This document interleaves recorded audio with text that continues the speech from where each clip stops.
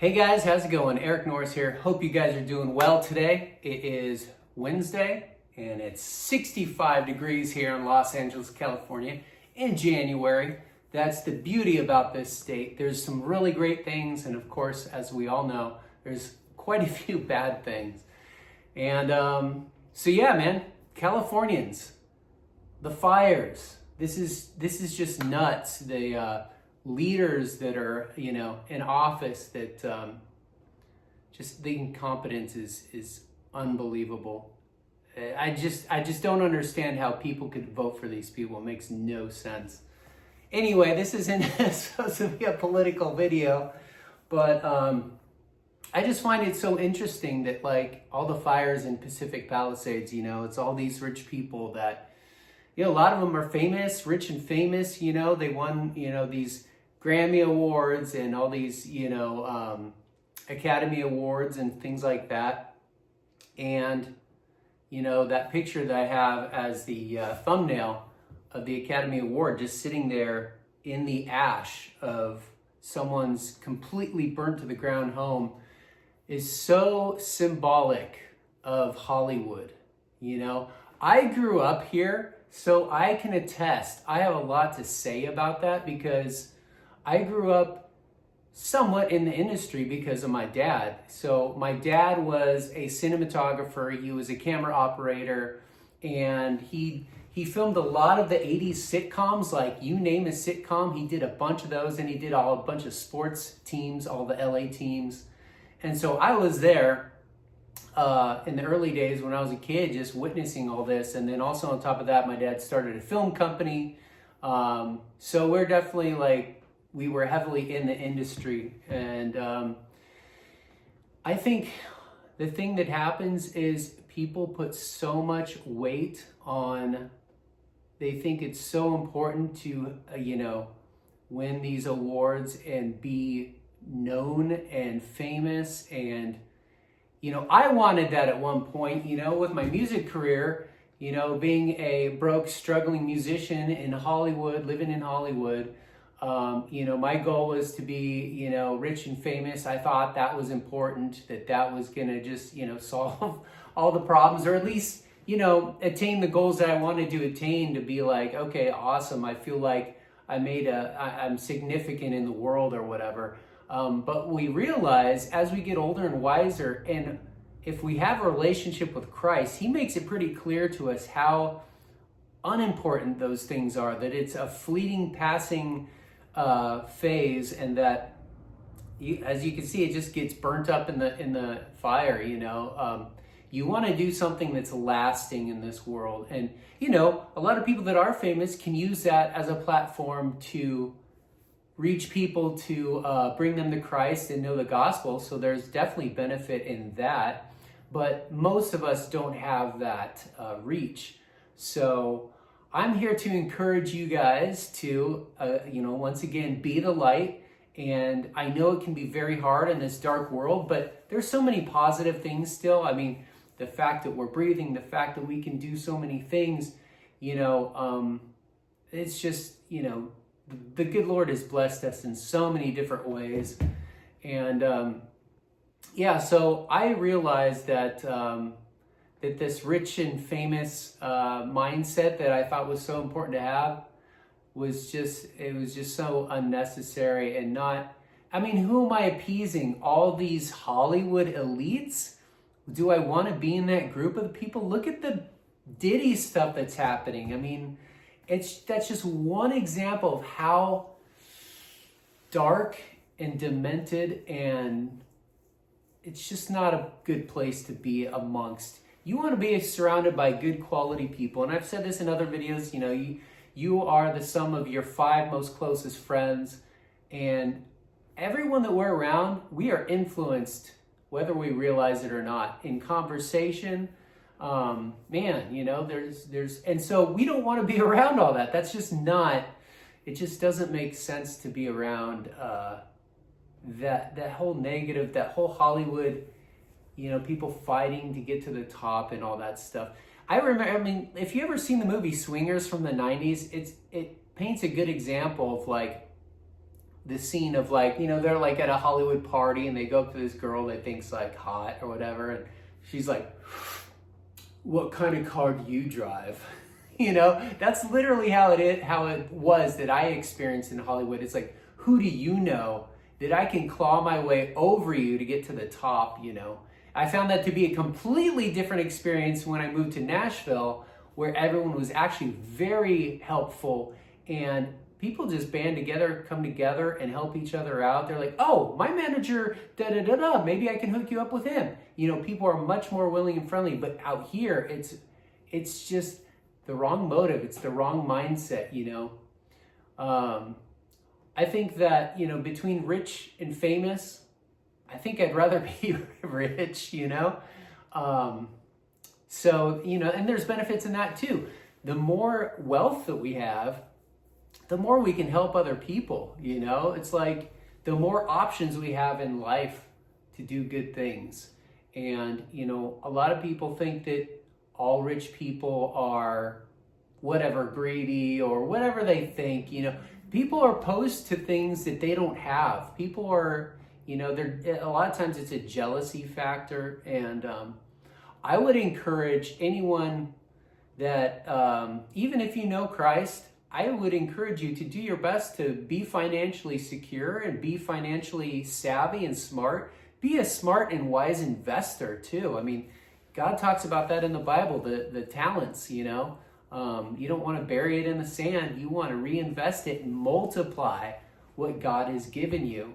And he gives us opportunities and tests all the time. And we need to, if we pass them, he will give us more to handle. And so I encourage you guys on that front. I'll mention this with finance real quick. We want to live below our means. And so, just don't be spending a lot of money. If you have a bad habit with that, work on it. Get that discipline down, Say, I can't control it. I'm just going to cut up my credit card, whatever it is. Have your ongoing auto pay bills. I suggest everything auto pay. And I also suggest always make sure you pay off your credit card every single month. That's all I'm going to say about that. But going back to, the Hollywood mindset and thinking that has so much value of like, oh, I care what my peers think. I want to win this Academy Award. I want to, a really cool thing happened with my dad, actually. With his film company, he won a Technical Achievement Award. So he actually won an Academy Award. This was, I think, 1988, I want to say. And so, you get invited to the award show, you dress up in the tuxedo, it's this whole bougie thing. And that was really cool for him. It was cool for our family because it wasn't like he was striving to be rich and famous. It was a product of God giving him the ability to be an inventor and create something for the film industry for everyone to use, time-lapse photography. So that was a huge deal. That was just amazing, huge blessing for us. So that was really cool. But as far as like the accolades and awards, I'm sure maybe some of you have heard this, that at the end of your life, you're not asking for, "Oh, can you hand me my trophies?" It's like no one cares about that stuff. And then long after you're gone, the next people, your family members that are left on this planet, what are they going to do with all the awards? I got a gazillion car show trophies from my dad that he won all these awards. I have them up right now, but like, what am I going to do with these when we move? It's going to get thrown in a box.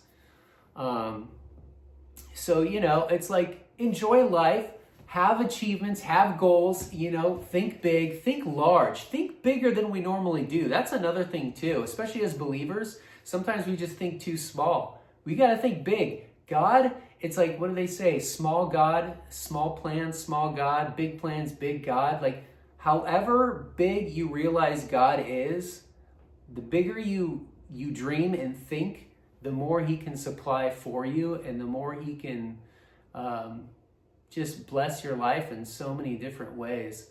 For those of you that might not know Christ, I highly recommend that you put your faith in him and try it out. I promise you, it will change your life. It was the best thing I've ever done. And so I highly encourage you to try that out, because we're living in some strange times. Nothing's guaranteed. Tomorrow's not guaranteed. I remember I was in my 20s, and, I'm like, I had this like thought in the back of my mind. I'm like, I'm living my life on my own terms, and, maybe, one day I'll get right with God, and, maybe I'll have all the time in the world. You just never know. I could have been long gone 20 years ago. You know what I mean? Like, nothing's guaranteed. Our bodies and everything, we're resilient in a lot of ways, but also we're so fragile. Like, it just can end so quickly. Like, the power and forces that are in this world with the winds and the hurricanes and the earthquakes, it's insane.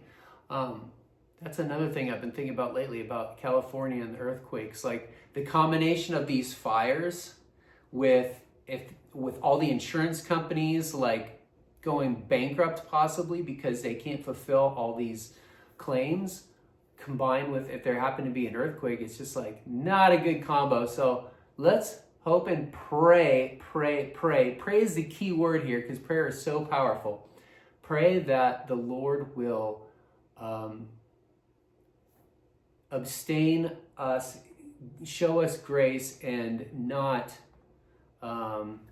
create any more storms for the time being, at least, to hold back, especially in California. I know the rest of the country's kind of suffering too. It's like, in Asheville, North Carolina, like all the floods that happened there, it's just devastating. People are still not getting the help they need. That's so messed up.